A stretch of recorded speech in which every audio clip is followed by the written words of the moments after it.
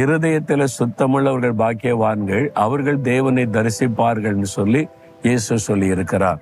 அப்ப ஆண்டவரை தரிசிக்கணுமான முக்கியமான காரியம் இருதயம் சுத்தமா இருக்கணும். இருதயமே திருக்குள்ளதும் மகா கேடுள்ளதுமா இருக்கிறதுன்னு வசனம் சொல்லுகிறாரு. ஏன்னா அந்த இருதயத்திலிருந்து தான் எல்லா பாவங்களும் புறப்படுகிறாரு.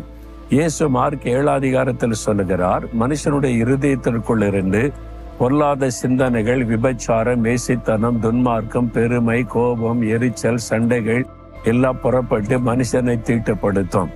இருதயத்தில் இந்த புறப்படுகிற இந்த பாவ சுபாவம் தான் மனிதனை தீட்டுப்படுத்தி அவனுடைய சமாதானத்தை பாதிக்கிறது.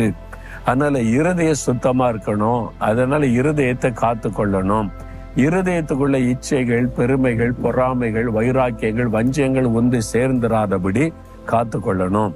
அதை எப்படி பாதுகாக்க முடியும்? இருதயத்துல அந்த சிந்தனை வருது இல்லைன்னா இருதய